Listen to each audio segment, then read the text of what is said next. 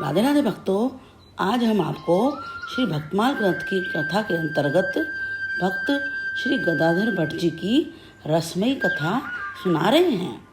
भट्ट जी की कथा हो रही थी। भक्तों का समुदाय एकत्र था। उसी समय एक भिक्षुणी वहां पर पहुंची। उसने सीधे भट्ट जी के समीप जाकर सबको सुनाते हुए कहा, महाराज जी, आपका दिया हुआ यह गर्भ अब पूरा होने को आया है। अब तो आप मेरे लिए किसी निवास की व्यवस्था कर दीजिए। इसे लिए मैं कहाँ भटकती फिरूंगी। भिक्षुणी की बात सुनकर श्रोताओं में तो बड़ी सनसनी फैल गई। कुछ लोग जोर जोर से कहने लगे, यह तो झूठ बोलती है। एक संत को किसी के बहकाने में आकर कलंकित करना चाहती है। हम इसे मार डालेंगे। इसके बाद क्या हुआ, यह जानने के लिए इस वीडियो को अंत तक देखें तथा लाइक और सब्सक्राइब का बटन भी अवश्य दबाएं।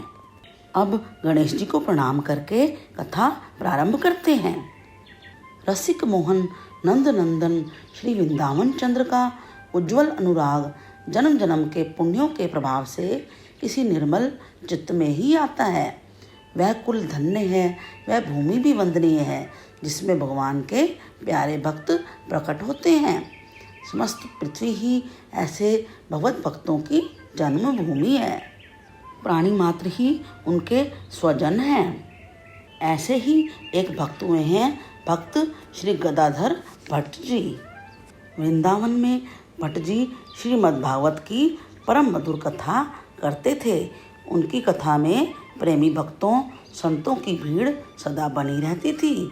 मधुर कंठ, भावपूर्ण हृदय, प्रतिभा के साथ भक्ति शास्त्र का विपुल ज्ञान, इस प्रकार भट्ट जी का भागवत व्याख्यान अद्वितीय हो गया था। वे भागवत कथामृत की वर्षा करने वाले मेघ माने जाते थे और इस अमृत के पिपासु चातक उनमें प्रगाढ़ निष्ठा रखते थे। श्री भट्ट जी की कथा के प्रेमी श्रोताओं में एक श्रोता थे कल्याण सिंह राजपूत। कथा के निरंतर श्रवण ने उनके हृदय को शुद्ध कर दिया था। हृदय में जब भगवत प्रेम की अद्भुत रसधार प्रकट होती है तब संसार के सभी विषय अपने आप सारहीन जान पड़ते हैं। जिसने इस अद्भुत प्रेम रस का स्वाद पा लिया, उसको विषयों के रस की दुर्गंध में रुचि कैसे हो सकती है। कल्याण सिंह वृंदावन के समीप धोरहरा ग्राम के रहने वाले थे। नित्य नियम पूर्वक कथा सुनते थे। हृदय शुद्ध था, उसमें श्रद्धा थी, प्रेम का प्रादुर्भाव भी हो गया था। विषयों से स्वतः ही विरक्ति हो गई। गृहस्थ के कर्तव्य का पालन करते हुए भी वे परम विरक्त संयमी का जीवन व्यतीत करने लगे। कल्याण सिंह जी की स्त्री सामान्य स्त्री ही थी। उसकी विषयासक्ति गई नहीं थी। पति की उदासीनता का कारण उसे भट्ट जी ही प्रतीत होने लगे थे। वह मन ही मन भट्ट जी से द्वेष करने लगी। काम ही प्रतिहत होने पर क्रोध बन जाता है। क्रमशः बुद्धि मारी जाती है और मनुष्य ना करने योग्य कर्म भी कर बैठता है। यही दशा उसकी हुई। उसने सोचा, यदि मैं भट्ट जी को कलंकित कर सकी तो मेरे पति की उनमें अश्रद्धा हो जाएगी। तब वे घर में अनुरक्त हो जाएंगे। विकृत बुद्धि नारी को महापुरुष की महिमा का क्या पता। लीलामय प्रभु को भी अपने भक्त का महत्व प्रकट करना था ना। उस स्त्री ने एक गर्भवती भिक्षा मांगने वाली स्त्री को 20 रुपये देकर सिखा पढ़ाकर वृंदावन भेज दिया। भट्ट जी की कथा हो रही थी। भक्तों का समुदाय एकत्र था। उसी समय एक भिक्षुणी वहाँ पर पहुँची। उसने सीधे भट्ट जी के समीप जाकर सबको सुनाते हुए कहा, महाराज, आपका दिया हुआ यह गर्भ अब पूरा होने को आया है। अब तो आप मेरे लिए किसी निवास की व्यवस्था कर दीजिए। इसे लिए मैं कहाँ भटकती फिरूंगी। भिक्षुणी की बात सुनकर श्रोताओं में बड़ी सनसनी फैल गई। कुछ लोग जोर जोर से कहने लगे, यह झूठ बोलती है। एक संत को किसी के बहकाने से कलंकित करना चाहती है। हम इसे मार डालेंगे। श्री गदाधर भट्ट जी के मुख पर मंद हंसी आ गई। दया में प्रभु ने जगत के मिथ्या आदर और मान सम्मान से बचाने के लिए यह व्यवस्था की है। यह सोचकर वे आनंद से पुलकित हो उठे। उन्होंने बिना संकोच के सबको संबोधित करके कहा, भाइयों, आप लोग रुष्ट ना हो, इस देवी का कोई अपराध नहीं है, यह ठीक ही कहती है। लोग आश्चर्य से अवाक रह गए, किसी को कुछ सूझ नहीं पड़ता था। भट्ट जी ने उस स्त्री से बड़े स्नेह से कहा, देवी, मैं तो तुम्हारा नित्य ही स्मरण करता हूँ, तुम मुझे दोषी क्यों बताती हो? तुम कहाँ भटक रही थी? आओ, आज अच्छी आई हो तुम, बैठो, भगवान की कथा सुनो। संतों के अद्भुत चरित्र कौन समझ सकता है?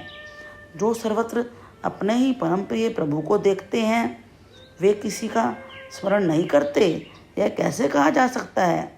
श्री गदाधर भट्ट जी तो सब कहीं अपने उस हृदयहारी वृंदावन विहारी को ही देखते थे।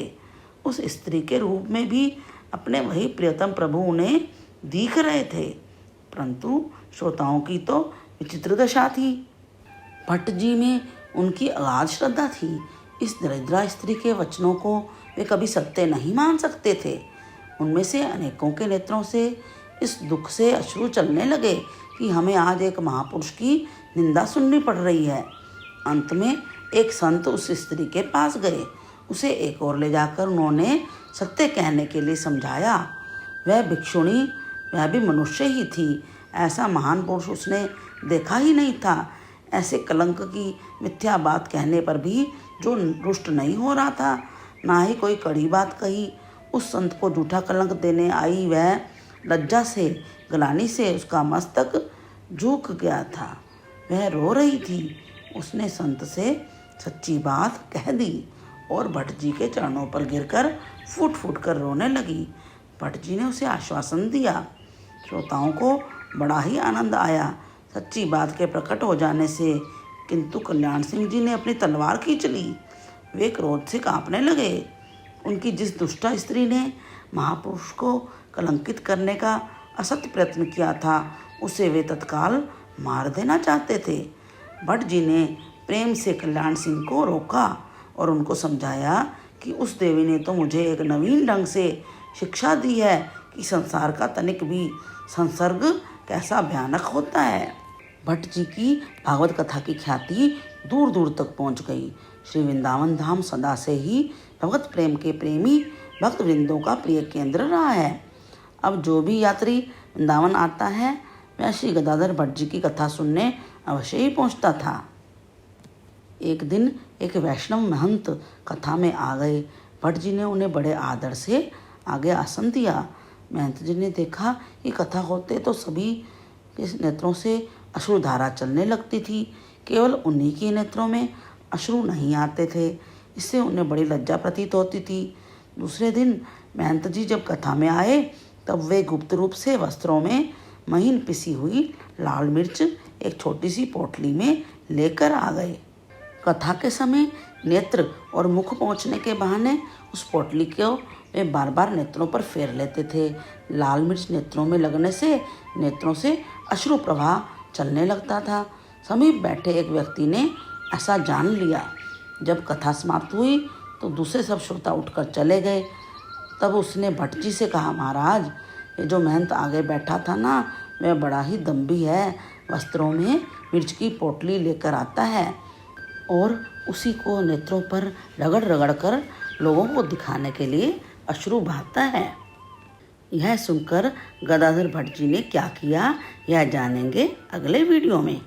अगला वीडियो प्राप्त करने के लिए इस चैनल को लाइक, शेयर और सब्सक्राइब कीजिए और मेरे साथ बोलिए, हरे कृष्ण कृष्ण कृष्ण हरे हरे, हरे राम राम राम हरे हरे।